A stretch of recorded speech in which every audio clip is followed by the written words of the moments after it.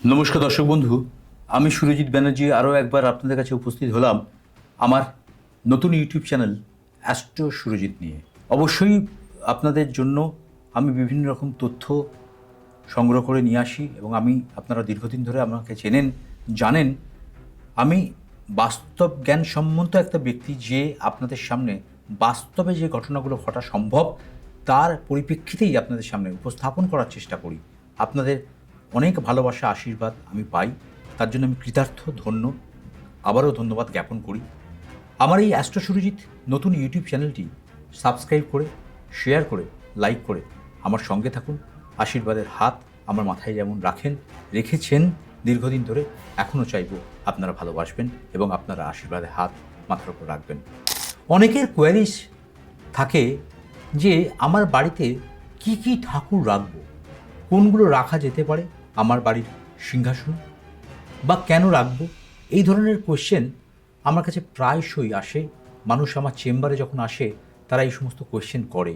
তো আজকে আপনাদের সামনে এই এতগুলো কোয়েশ্চেন পাওয়ার জন্য আপনাদের সকলের কাছে তুলে ধরবো আপনার সিংহাসনে কি কি ঠাকুর থাকা উচিত। অবশ্যই বলবো, আগে আপনার বাড়ির ঠাকুর ঘরটা আপনি দেখে নিন, আপনার বাড়ির ঠাকুর ঘরটা নর্থ ইস্ট বা ঈশান কোণে আছে তো। কারণ ঠাকুর ঘর নর্থ ইস্ট কর্নারটা সব থেকে শ্রেয় বা শ্রেষ্ঠ বলে ধরা হয়। আপনার সিংহাসনটা ঠিক ওই জায়গায় রাখতে হবে। সিংহাসনটা কাঠের হলেও কোনো অসুবিধে নেই, শ্বেত পাথরেরও হতে পারে। আপনার ক্যাপাসিটি অনুযায়ী আপনি আপনার সিংহাসন তৈরি করতে পারেন। কিন্তু সিংহাসনে কিসের মূর্তি রাখবেন? প্রথমেই বলবো, গণেশজির মূর্তি আপনি সিংহাসনে রাখতে পারেন, লক্ষ্মী এবং কুবেরের মূর্তি রাখতে পারেন, শিবলিঙ্গ রাখতে পারেন। কিন্তু একাধিক শিবলিঙ্গ রাখা কিন্তু উচিত নয়।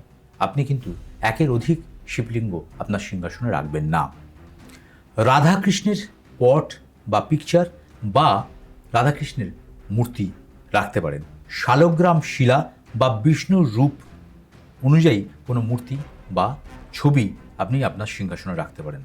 আপনাকে আরও বলবো যে আপনি সরস্বতীর পিকচার বা সরস্বতীর মূর্তিও আপনি আপনার সিংহাসনে রাখতে পারেন।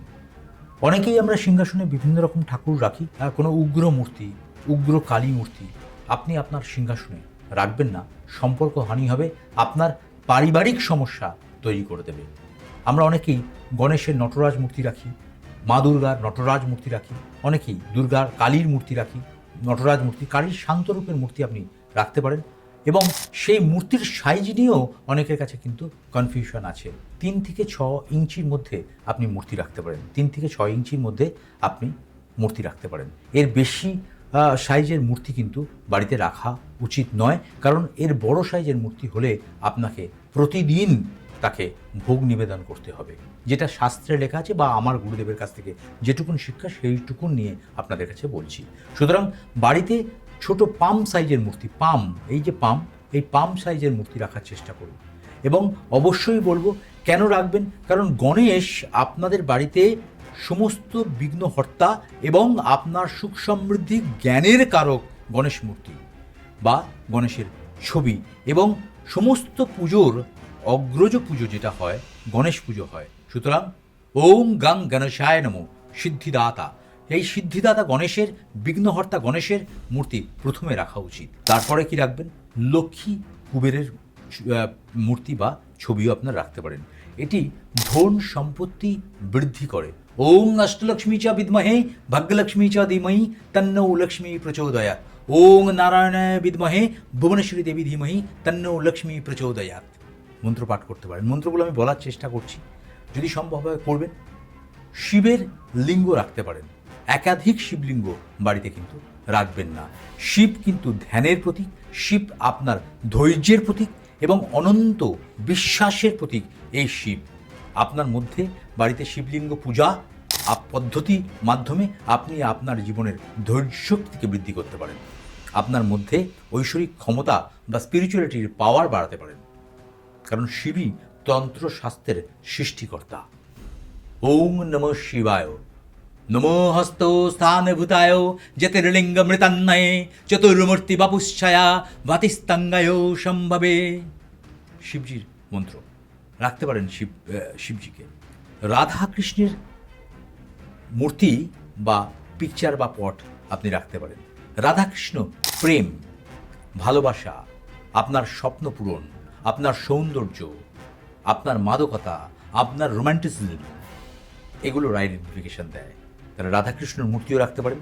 শালগ্রাম শিলা বিষ্ণুর রূপ, পজিটিভ এনার্জি দেবে আপনাকে, আপনার নেগেটিভ এনার্জিকে পজিটিভ এনার্জিতে কনভার্ট করবে, আপনার অন্তর আত্মার পরিশোধন ঘটাবে এবং আপনাকে এক আত্মা করে আপনার চিত্তশুদ্ধি করবে। তাই চিত্তশুদ্ধির কারক কিন্তু শালগ্রাম শিলা বা বিষ্ণুর রূপ।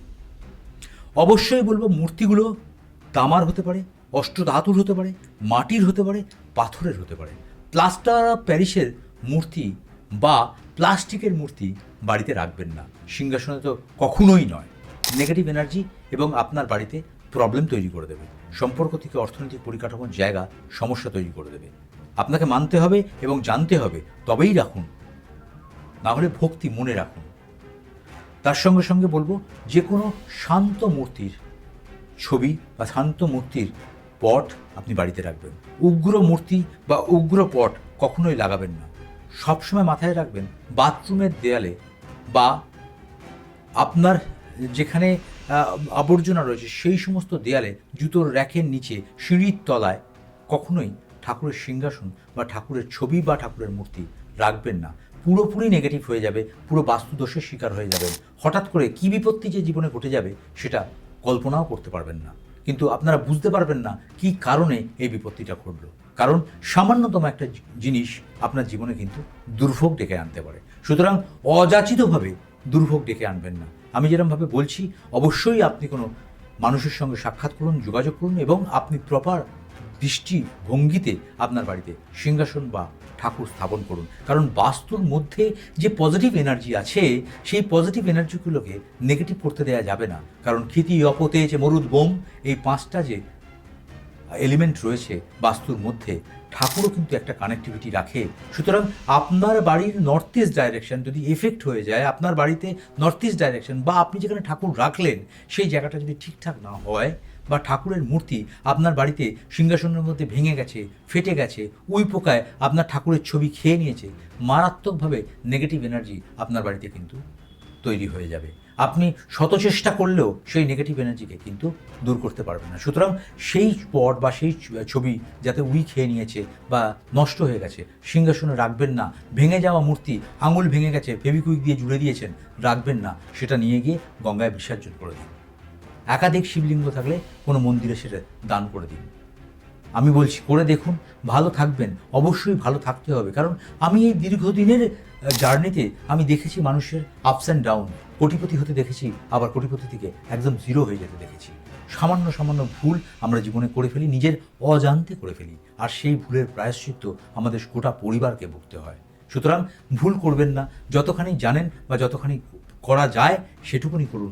নিজের ক্যাপাসিটি বা গ্রিফের বাইরে গিয়ে কোনো কাজ করবেন না। কারণ বারবার বলবো, বাস্তুশাস্ত্র অতি প্রাচীনতম শাস্ত্র এবং সেই শাস্ত্র আমাদের কারোর লেখা নয়। সেই শাস্ত্র রামায়ণ মহাভারতের আমল থেকে চলে আসছে এবং যদি মেনে করা যায়, যদি মেনে ঠিকঠাকভাবে আপনি করেন, আমি আপনাদের বলছি ডেফিনেটলি আপনারা জীবনে উন্নতি ত্বরান্বিত করবেন। এটা সুরজিৎ ব্যানার্জির গ্যারান্টি।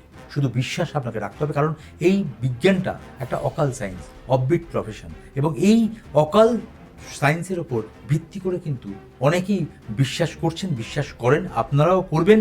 এবং সঠিক গাইডলাইন, সঠিকভাবে প্রেডিকশন নিয়ে যদি সঠিকভাবে এগোনো যায়, আমি বলবো উন্নতি হবেই হবেই হবেই।